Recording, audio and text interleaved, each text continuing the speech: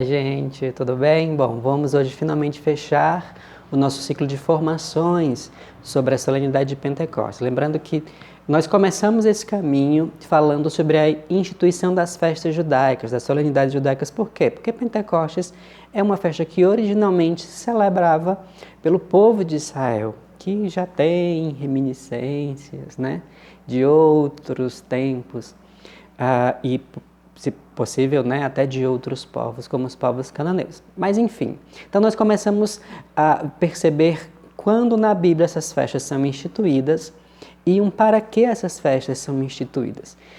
E aí nós fizemos um corte, porque todas essas solenidades fazem parte de uma grande narrativa, de uma única narrativa, e aí nós fizemos um corte entre Páscoa e Pentecostes, entender por que é que ela ganha esse nome de Pentecostes, que é o 50º dia, e qual é a sua relação, a sua possível relação.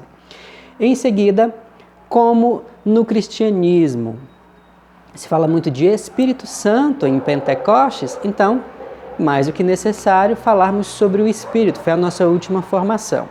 Tá? E hoje nós vamos perceber essa manifestação do Espírito Santo em Pentecostes, lá no texto de Lucas, que dá fundamento para a nossa celebração. Nós teremos alguns pontos que podem divergir com algumas interpretações sobre a solenidade de Pentecostes, tá bom? Mas, é claro, nós falaremos tudo aquilo que é bíblico e que, de fato, dá solidez para que a nossa celebração ela seja rica de sentido, tá? E de experiência, claro. Então, vamos abrir as nossas Bíblias, eu espero que você já esteja com a sua, em Atos 2, tá bom? Versículo 1. O texto diz o seguinte: Quando chegou o dia de Pentecostes, os discípulos estavam todos reunidos no mesmo lugar. De repente veio do céu um ruído como o de um vento forte que encheu toda a casa em que se encontravam.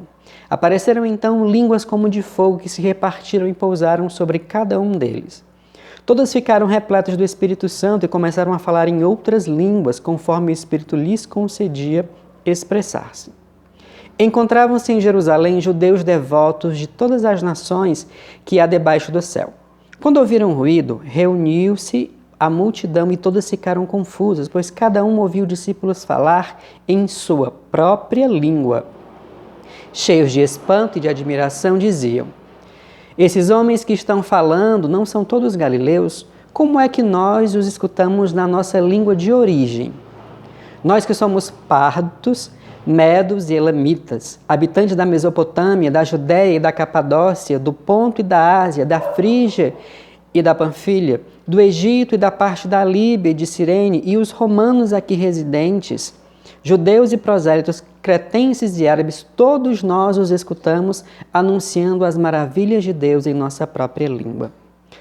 Todos estavam pasmos e perplexos e diziam uns aos outros: que significa isso? Mas outros zombavam: estão cheios de vinho doce.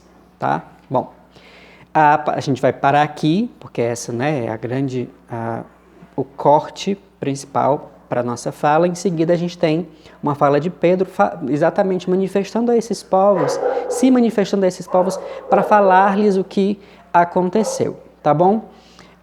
Primeiro, a gente precisa entender que cada passagem bíblica, ela diz mais do que o que está escrito, porque a palavra ela tem a sua dinamicidade e ela é uma palavra, ela é um livro que foi escrito em outros tempos, então ela se utiliza também de recursos literários para expressar a sua mensagem. Quando a gente fala de recursos literários, quando a gente fala faz uma análise narrativa, nós não estamos querendo colocar que existem inverdades naquele texto, mas que aquelas verdades expressas através daquelas letras, elas dizem muito mais do que aquilo que nós achamos e pensamos que está dito, tá bom? Lucas vai se utilizar de um elemento textual de elementos textuais para dizer que ali está acontecendo uma manifestação divina, o que nós chamamos de teofania. Que sinais são esses? Veio do céu um ruído como de vento forte O vento é um sinal da manifestação de Deus. E mais, o fogo também. Sempre na palavra, quando se coloca que o fogo veio, que o fogo se manifestou, está se relacionando com algo de cunho espiritual. O fogo fala, o fogo ele é um elemento para falar de espiritualidade, de que algo está acontecendo, tá bom? Ele é um símbolo teofânico. Quando Lucas coloca que pousaram sobre eles com línguas como de fogo, tá? Significa que aquela linguagem ali é uma linguagem de revelação. Significa que algo aconteceu, que uma mensagem passa por aquele acontecimento, tá? Uma mensagem que está para além do próprio acontecido. Ou seja, os elementos presentes nesse texto dizem mais do que o que nós colocamos, tá bom? É preciso esclarecer uma coisa. Algumas traduções colocam línguas estranhas. Eles começaram a falar em línguas estranhas. Os textos mais antigos, né, e aquelas traduções mais fiéis, elas são apenas de línguas, tá? Mas se a gente coloca línguas estranhas, a gente tem que entender em que se encaixa o termo estranho, tá bom? Porque não são línguas indizíveis, não são línguas que ninguém possa entender, mas eram estranhas para aqueles personagens daquela narração, daquele momento, tá bom? Por que eu estou dizendo isso? Porque muito se associou esse texto de Atos 2 à manifestação do dom das línguas, tá? Que geralmente as espiritualidades de cunho pentecostais, né, como a renovação carismática dentro da Igreja Católica, ela se utiliza, né, desses dons que vêm do Espírito Santo de Deus. As passagens que melhor falam sobre o dom das línguas, além de algumas dos Atos dos Apóstolos, são as que estão no livro de Coríntios, né, na primeira carta de São Paulo aos Coríntios, tá bom? Então, se você quiser fundamentar o dom das línguas, é melhor você usar o texto de Coríntios. Por quê? Porque aqui não está falando especificamente de dom de línguas, está falando sobre dom de revelação. Se pousam sobre os discípulos línguas de fogo, o fogo revela algo divino. Significa que uma linguagem de revelação toma conta daqueles discípulos. Significa que o texto nos aponta que algo novo, vindo de Deus, começa a acontecer. E não está especificamente no que eles dizem e como dizem, mas no acontecimento que movimenta essa nova ação dos discípulos e os resultados obtidos por essa nova ação. Vamos tentar encaixar tudo isso, tá bom? O Espírito Santo, ele pousa sobre os discípulos, tá? Ruach Kodesh, né, o Espírito Santo, ele é muitas vezes, em alguns textos antigos, inclusive nos Targums, colocados, que são textos traduzidos para o aramaico, né, do Antigo Testamento, e colocam o Espírito Santo como Espírito revelador. Essa é uma característica de Deus. Deus é aquele que revela. E revela o quê? A sua própria pessoa, a sua vontade para o ser humano. Então, ao colocar que línguas de fogo vêm sobre os discípulos, significa que a revelação de Deus toma conta dos discípulos, tá?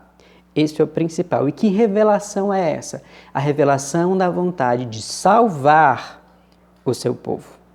A revelação de que Deus ama o ser humano, de que Deus o acolhe, de que Deus o deseja perto dele, tá bom?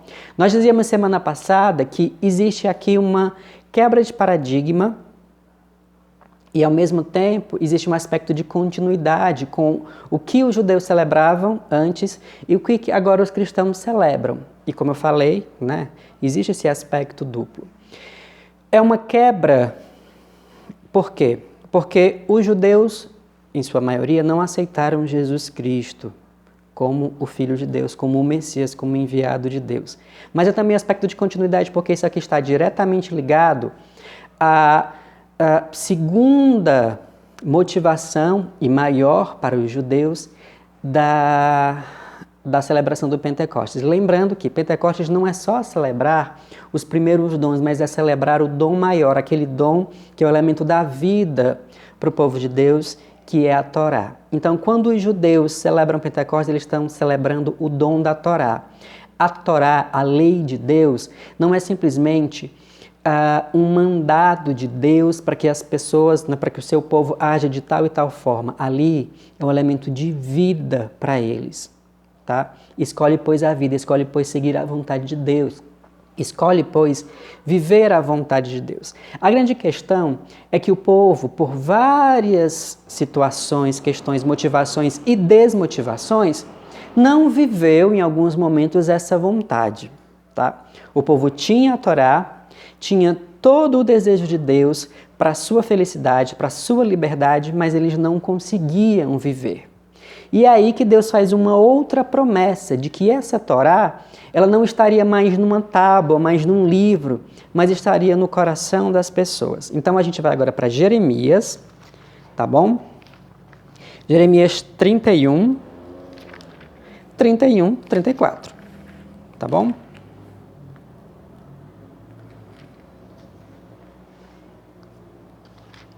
O texto de Jeremias diz o seguinte: dias virão, oráculo do Senhor, quando hei de fazer uma nova aliança com a casa de Israel e a casa de Judá. Não será como a aliança que fiz com seus pais, quando os tomei pela mão para fazê-los sair da terra do Egito. A aliança que eles romperam, embora eu fosse o seu Senhor, oráculo do Senhor. Esta é a aliança que farei com a casa de Israel a partir daqueles dias, oráculo do Senhor.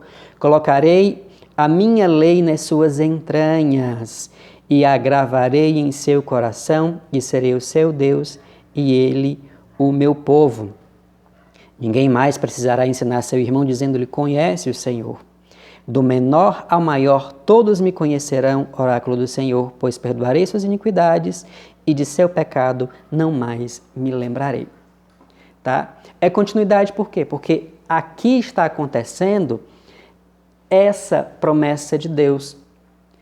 Lembram que o quê? O povo, como eu falei, o povo tinha a lei ali. Está aqui, está escrito. Agora a lei estará dentro dos seus corações. E que elemento é dado para que eles tenham a lei no seu coração? O próprio Espírito de Deus. Então, os judeus celebravam a Torá, o dom da Torá que lhes era dado. Agora os cristãos celebram em Pentecostes a sua própria tomada de consciência de que eles são portadores da lei de Deus. Todo cristão tomado pelo fogo que consome, e o fogo consome tudo aquilo que não é de Deus, o fogo transforma a matéria, consome a matéria, tá? Eles agora serão consumidos pelo dom de Deus e deverão ser presença constante de Deus no mundo. Celebrar o Pentecostes é celebrar a nossa missão de sermos palavra de Deus para todo o mundo. Mas, irmão, e essa história aí dessas outras línguas que eles estavam falando? Bom, nos calendários antigos, dos povos antigos, eles dividiam o mundo que eles conheciam, porque nem sempre as pessoas tiveram noção de que a Terra era redonda, de que existiam todos esses continentes. Então eles dividiam os povos que eles conheciam, o mundo que eles conheciam, em 12 regiões. 12 por quê? Porque 12 é um número que significa a totalidade do mundo, a totalidade dos povos que habitam o mundo. Esse mesmo número 12 é utilizado no Apocalipse. Esse mesmo número 12 foi utilizado pelo próprio Jesus, quando ele chama 12 discípulos. Esse mesmo número 12 é utilizado para as tribos de Israel, são 12, ou seja, Deus sempre quis trabalhar com a totalidade do ser humano e deseja fazer isso até a consumação dos tempos. O número 12 é tão importante na Bíblia, né, e o Novo Testamento continua isso, porque já era importante no Antigo, continua importante no Novo, que Judas se mata, né, depois que traz Jesus, e ele é substituído. Ou seja, não ficam só 11 discípulos, 11 apóstolos, ficam 12 para simbolizar a totalidade, tá? A totalidade universal. Essa palavra universal, ela é muito cara para a mensagem lucana. Universal no sentido de que o evangelho ele é para todos os povos, para toda a criatura. E nisso, Lucas está em continuidade com uma parte dos judeus, do povo de Israel, que acreditava que sim, a Torá não servia só para o seu povo, mas a partir desse encontro entre a Torá e o povo de Deus, o povo de Israel, eles são responsáveis por ser uma bênção para todo mundo e manifestar a vontade de Deus para todos os povos, para a totalidade de todos os povos. Isso estava manifestado na própria vocação e organização de Israel. Se eles são 12, eles já são o povo da universalidade.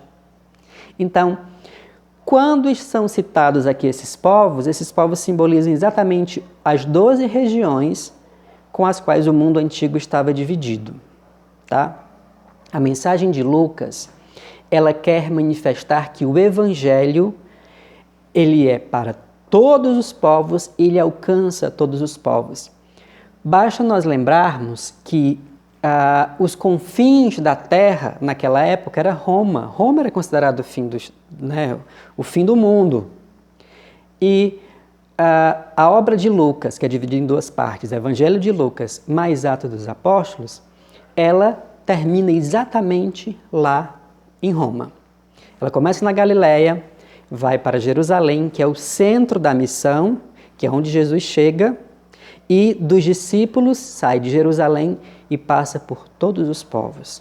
Todas essas viagens que a partir do capítulo 4 serão narrados no Evangelho, aliás, no livro dos Atos dos Apóstolos, até chegar no capítulo 28, que é quando Paulo está em Roma, elas simbolizam exatamente essa caminhada que o Evangelho faz. Tá bom? Então, essas línguas que eles falam são as línguas daqueles povos, daqueles lugares que eram considerados os lugares que representavam a totalidade do mundo que era habitado ou conhecido, na verdade, naquela época. Tá bom? Então, celebrar o Pentecostes, vamos fazer um grande resumão, é celebrar a manifestação do Espírito que já havia se manifestado no Antigo Testamento, porque o Espírito não é uma novidade. A grande novidade é que esse Espírito, dado pela revelação de Deus, pela lei de Deus, ele não é mais colocado apenas a partir de um livro, ele não se dá para as pessoas simplesmente a partir da letra, mas agora ele habita no coração, nas entranhas, no mais íntimo do ser humano. Então, quando ele vem em Pentecostes, isso está totalmente associado. Aquilo que estava na letra, agora está na vida. Aquilo que estava num livro, agora está no coração humano. Celebrar o Pentecostes, celebrar o nosso envio à missão. Quando nós achamos que celebrar Pentecostes é celebrar só a vinda do Espírito Santo manifestada através de dons específicos, nós estamos reduzindo em muito essa solenidade.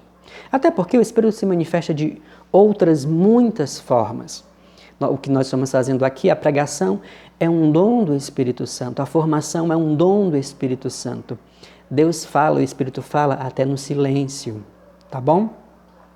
E aí vai um toque também, né, com todo respeito, e até porque eu bebo dessa espiritualidade, para quem vive essa espiritualidade pentecostal carismática.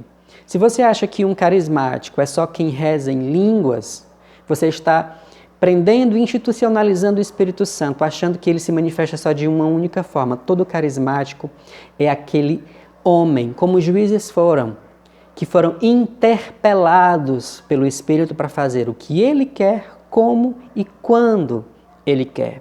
Ser um carismático por excelência é saber absorver a vontade de Deus e saber entender os vários sinais que esse Espírito vai dando. tá? Não desprezando os dons, claro, mas entendendo que os dons são múltiplos, que existem muitas formas de Deus agir e falar. Ao celebrarmos Pentecostes, agora, que nós possamos entender que, assim como Jesus dá um mandato na solenidade da Ascensão, que nós saiamos de nós e alcancemos a todas as criaturas falando da sua palavra, que nós entendamos que nós não estaremos sozinhos, que o fogo que consumia, que não se consumia na sarça ardente e que fez Moisés entender que ali estava uma revelação divina, esse fogo agora não está mais do lado de fora, mas está dentro de nós. É esse fogo que deve nos consumir ao ponto de nós nos consumirmos para fazer a vontade de Deus, para nos entender como continuadores do Evangelho. Que Deus nos dê a graça, ao celebrar Pentecostes, de entender que nós somos dom de revelação. Que aquela revelação celebrada pelos judeus, que foi dada a Moisés, lá no Monte Sinai, que movimentou o povo para chegar até a terra, para se adequar, para viver a vontade de Deus, é o mesmo dom que nós celebramos em Pentecostes, hoje como cristãos. É o mesmo dom que deve nos movimentar e dizer: nós não estamos sozinhos e nós não podemos ficar parados. Nesse momento em específico, que as igrejas estão com portas fechadas, celebrar o Pentecostes é essencial. Por quê? Porque nós entendemos que ser igreja não está associado a um espaço físico. Que ser igreja não é reduzir a nossa ação a uma sala de reunião, a um centro catequético, mas é nos entender como lugar de celebração, é nos entender como lugar de ressonância e de valorização, percepção, atuação da vontade de Deus. Sejamos nós um novo Pentecostes, vivamos nós agora um novo Pentecostes. Que o Espírito Santo de Deus nos ajude a viver esse novo momento com uma ousadia e firmeza que é dada aos apóstolos. Não importa a língua que o Senhor deseja que nós falemos, mas o importante é que nós falemos, digamos, com a boca, com a nossa vida, com o nosso coração, que nós somos pertença de Deus. Tá bom? Muito obrigado pela sua atenção. Eu espero que a formação tenha ajudado você a entender todo esse conjunto, tá? Ou seja, celebramos o grande dom, que é o Espírito Santo, que nos move a fazer a vontade de Deus e ser a vontade de Deus. E aí, claro, se você gostou, curte, tá bom? A formação, quiser comentar, comenta, compartilha, quiser tirar dúvidas, entra em contato com a gente, tá? Ixi, irmão, agora como é que a gente ficou com umas dúvidas aí? Pode mandar que a gente vai tirando as dúvidas para você, tá bom? Um grande abraço, não esquece, tá? Se você chegou aqui, mas não é inscrito no canal, estava procurando alguma coisa sobre Pentecostes, vi esse irmão, né, com essa roupa diferente e tal, bem-vindo. Nós somos do Instituto Religioso Nova Jerusalém, nós atuamos aqui na Paróquia São José, em Vespasiano. Esse é o nosso canal, essa é a nossa forma de dizer para você que você é bem-vindo, que você é a igreja. Então, assina, né, se inscreve no canal, compartilha, aciona o sininho da notificação para toda vez que a gente tiver uma formação ou algum outro conteúdo, você seja notificado pelo YouTube. Claro, não esqueça de compartilhar para que a graça que você recebeu alcance também a outras pessoas. Um grande abraço e boa celebração.